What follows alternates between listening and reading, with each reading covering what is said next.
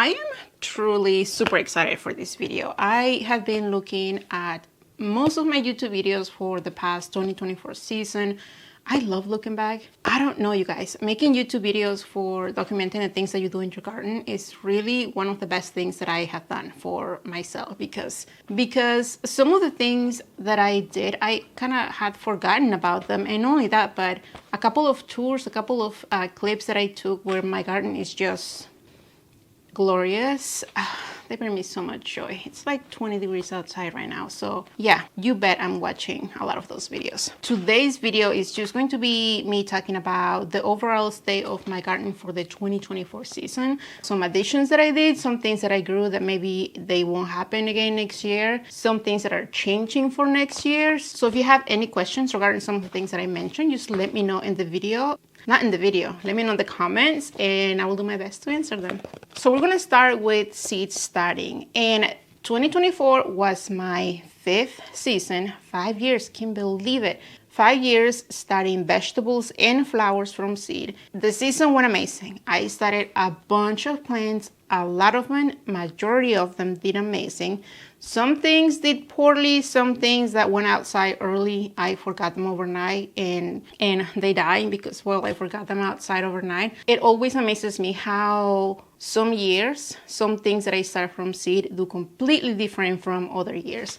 I think that one of my struggles this year was snapdragons. They just really didn't do that great for me.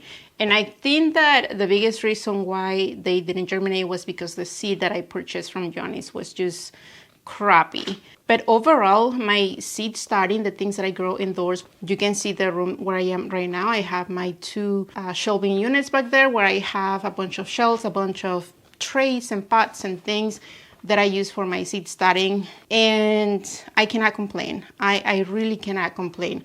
I feel like going into year 6 for starting things from seed is really going to be somewhat easier. And like I said, each year is different, especially for those things that you rely that you're really good at it and you know, they're only to prove you wrong the following year. So if you are just starting with seeds, if this is your first year starting with seeds, do not give up on it. Some years are going to be better than others, but it's always an amazing feeling when you get to grow your own plants. And while I'm talking about seeds, one of the major things that I did this year as well was I decluttered a bunch of my seed collection.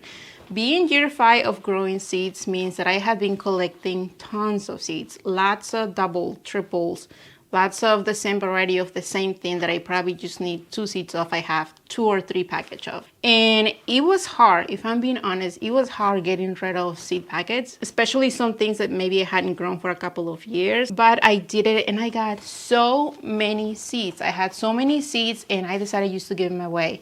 On my Instagram, I made a couple of stories saying, hey, I have a bunch of seeds. Some of them are old, some of the packets are new, some of the packets have already been opened. And I posted that if they wanted to let me know. And I got 3 people and they got huge envelopes full of seeds. And hopefully those seeds, you know, made it to somebody's garden this year. But that was a good feeling. But that also made me feel like I had no seeds left. And the cycle of buying more seeds and more seeds to fill my four containers that are right behind the camera, I don't know, it's just a struggle. And I cannot be the only one that feels like they have to buy the seeds, even if, you know, you don't have the space for half of them. This year, I also went for the first time to this event that the local, well, the county's master gardeners, I think they put together for a seed swap. And it was a pretty cool event. I wish that I would have prepared better for my time there. As soon as I got there, I only had like 20 minutes to spare. The lines were crazy, like half an hour before the event, people were lining up to get there. There were a lot of really cool things happening there. There were a lot of people selling seeds, all kinds of seeds from flowers to vegetables.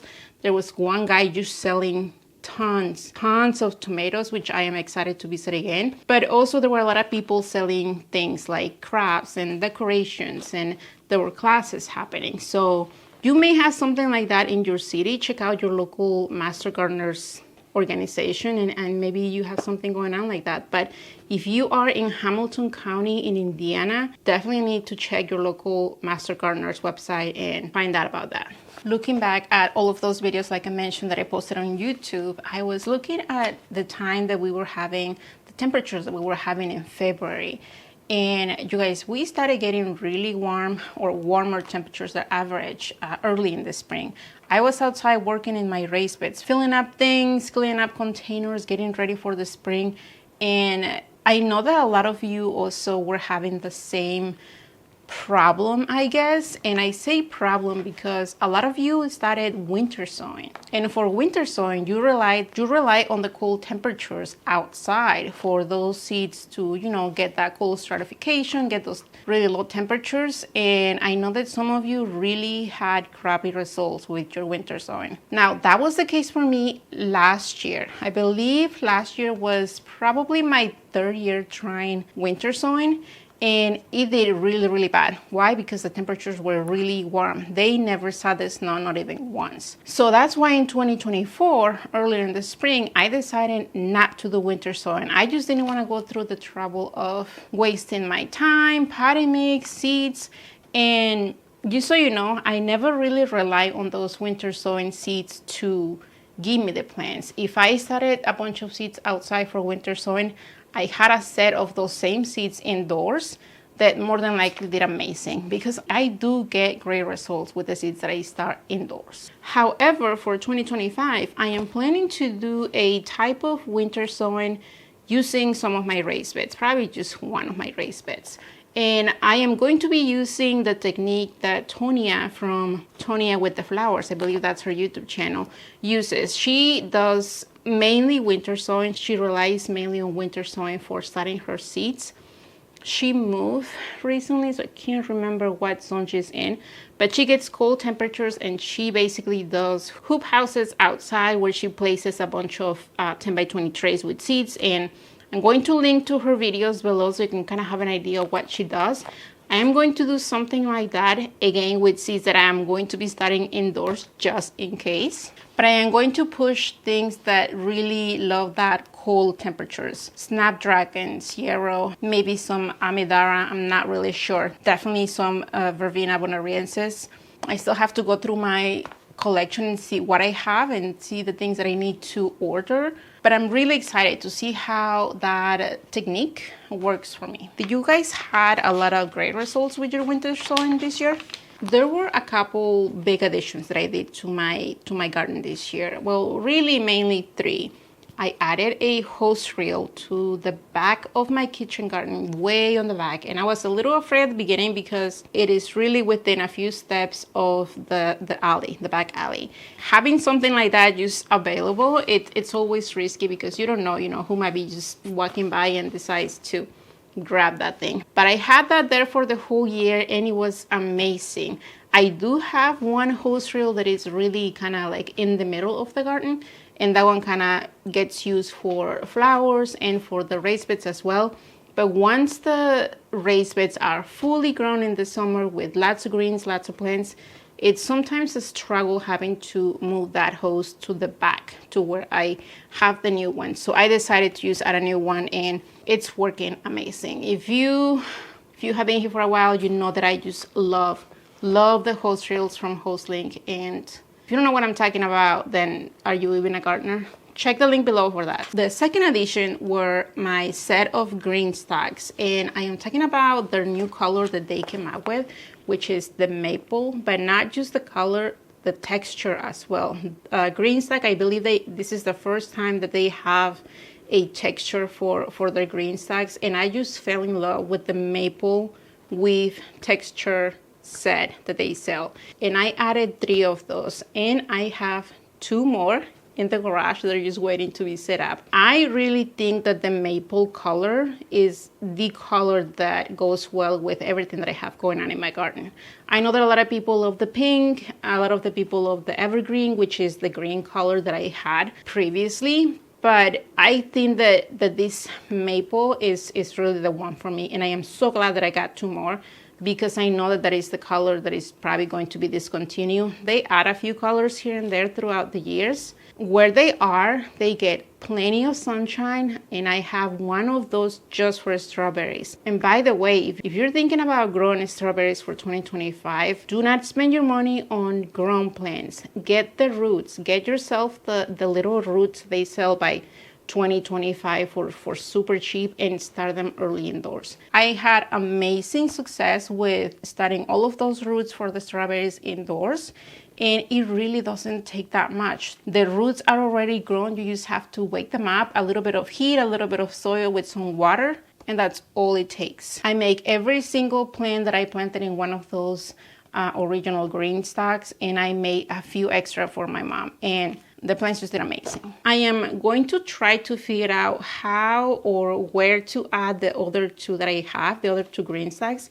I do have a couple of places, but I am still not sure if I want to do some things around them. It's just decisions that I'll probably end up making at the end of the spring next year. But growing those green stacks has been a game changer for me. I love that they are so easy to put together. Even though they don't look that big, they really do grow the plants really, really nicely. So if you are in a space where you don't have a lot of space to grow, maybe you don't have a lot of land or a huge backyard, definitely look into the green stacks because they're really amazing. And the third addition that I did to my kitchen garden, I feel like everything happened around my kitchen garden this year, were the two Corten steel beds from DIY Cartel. And they were right against one of my wooden raised beds where I was growing garlic. They were really, really great there. However, one of the things that I noticed was that when we were in the middle of summer and I had some plants growing there, was that those two planters get too much shade. And the reason why is because if you're looking at this bed where I planted them next to, they're really on the north side of that bed. And I have these wall trellis that I built for that bed.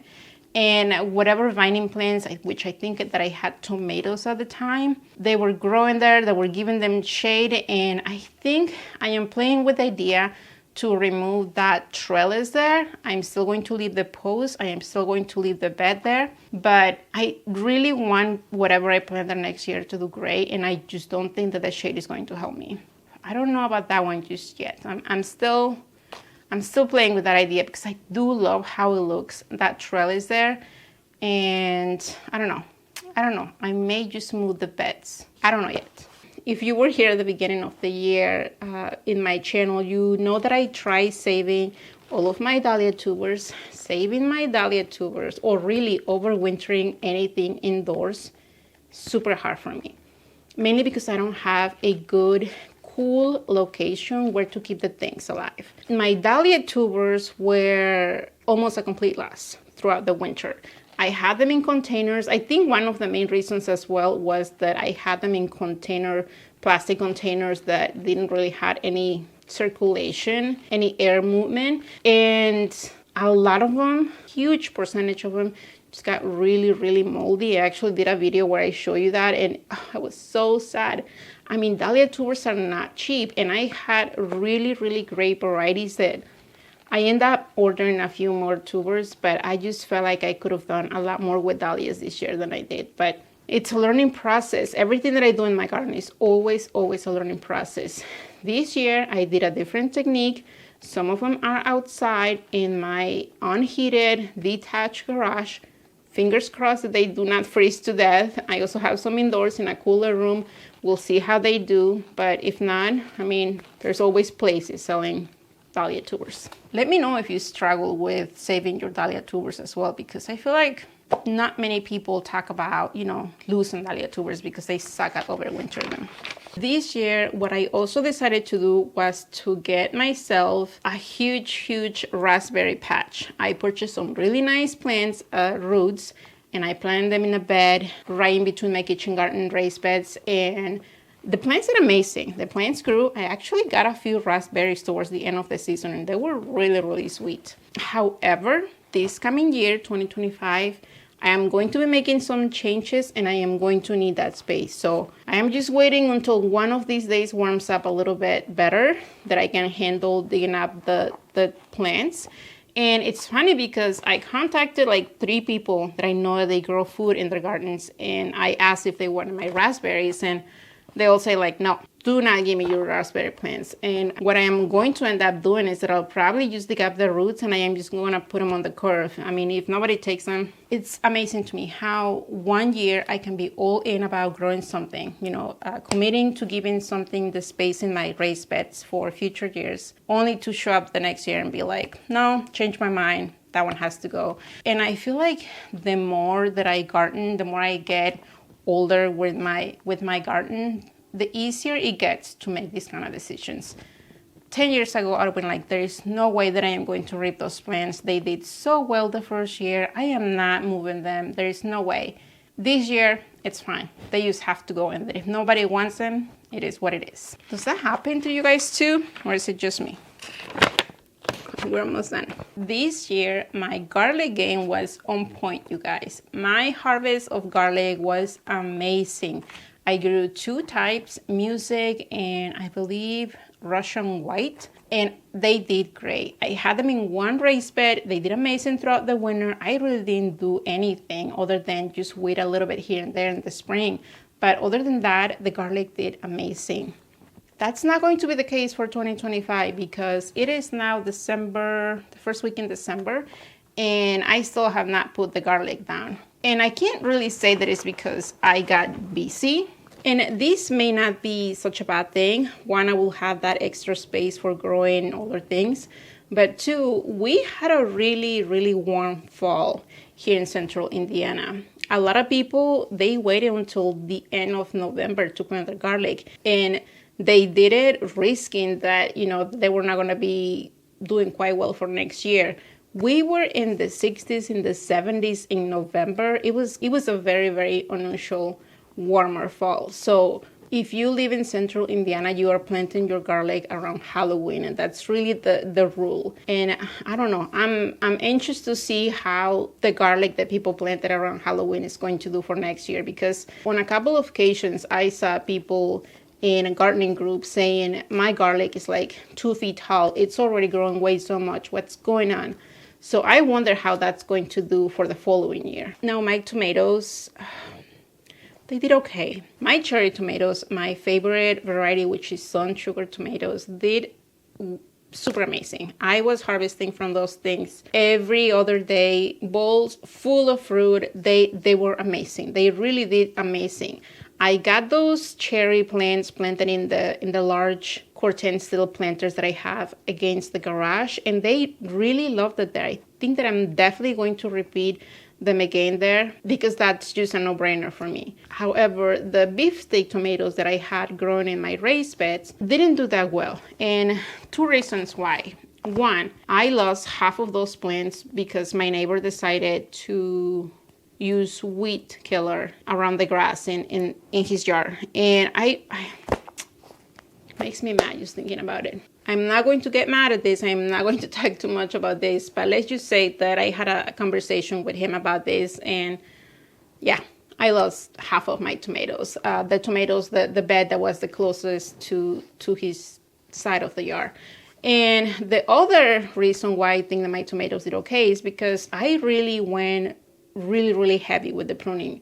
My idea was to grow the tomatoes in a single stem, basically use one single branch, and to get the plants really long. I even had this system, like a tomato roller installed, where as soon as the tomato reaches the top, you release a little bit of the string and the plant just kind of lays down and continues to grow and grow. Let's just say that I didn't really keep up with taking care of those plants, the ones that got really tall. And at some point, I just left my raised beds just do whatever they wanted to do.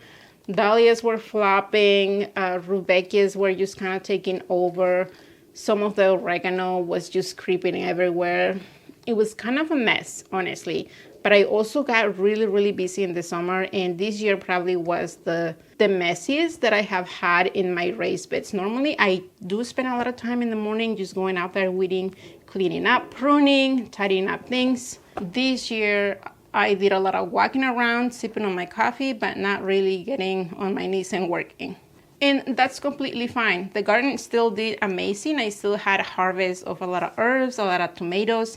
The few plants that were doing amazing were just producing, but obviously I did not get the harvest that I was anticipating with the amount of plants that I had planted originally. This was also the first year that I grew Malabar spinach, the vines, the spinach that is supposed to be really good for the summer months that can handle the heat. And I started them from seed. I started them indoors from seed. The seeds were really, really easy to grow. I had no problems growing those from seed. It wasn't until the plants went outside and they got established that they just took over. I pruned those vines on that trellis big time, a couple of times throughout the season because they were just taking over. And it's funny because at the end, when it was time for me to dig those out and just get them out of there, you're gonna see how much growth they did. And to be honest, Malabar spinach, well, it was super easy to grow and it did amazing. It is really not my favorite. I think the taste is definitely unique and it's not one that I enjoy. So it was great growing it, but it's not going to be one that I'm going to repeat next year. On another hand, the ginger that I place here and there in different locations around my raised beds did great. I think that I have found the way that I am going to place my ginger because the first couple of years that I planted ginger, it was really playing with the location on how it did, how much it liked the sun, how big of a place really needed to grow. And growing them in my raised beds this year really was the best decision that I made. The plants really multiplied, they really grew. And it wasn't really anything that I had to pay any extra attention. Ginger is super easy to grow. It just takes a little bit of patience because you have to start it indoors for like 3 months in advance if you're growing it here in central Indiana.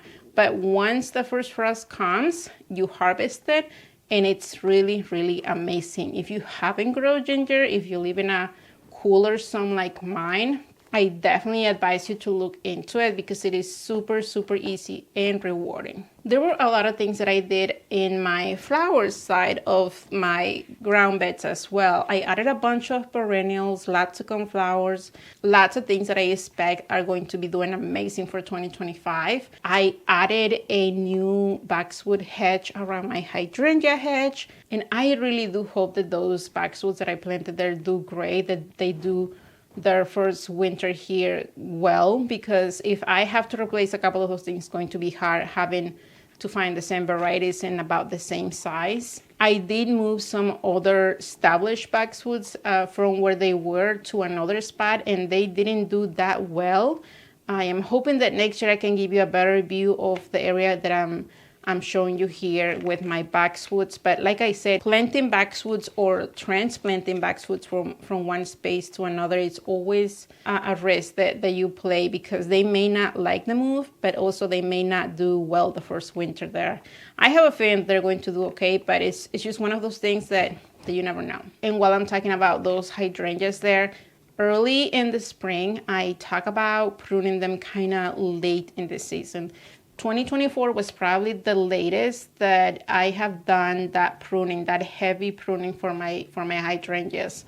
And I was a little bit worried. Honestly, I was a little bit worried that I was not going to be getting blooms. I knew the plants were going to do okay, but waiting a little bit too long in the spring to prune the hydrangeas could push them maybe to, maybe kind of like wait a little bit on the blooming, but that was not the case. I'm always on how much I take away from those plants and they still grow like it's not a big deal for them.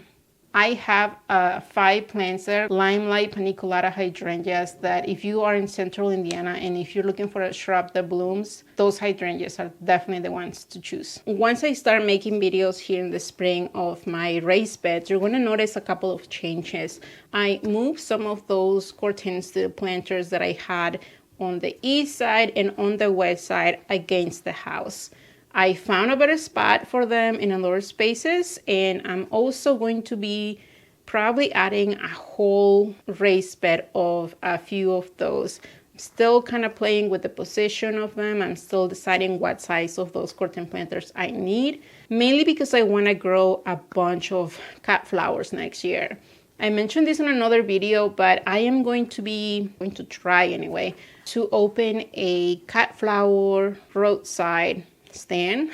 I always have to think how to say that. So a small stand outside in front of my house where I sell cut flowers. I have been thinking really hard about this because I am one of those people that get really excited about projects, especially projects in the garden. And have you heard that saying, be careful what you ask for?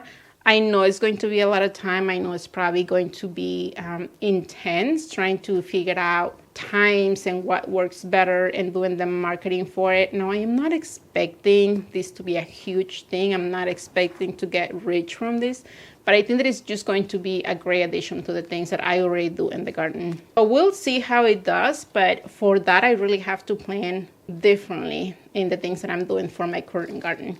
For my kitchen garden, at least, I grow a lot of vegetables, and when I plant those vegetables, I add a few flowers here and there.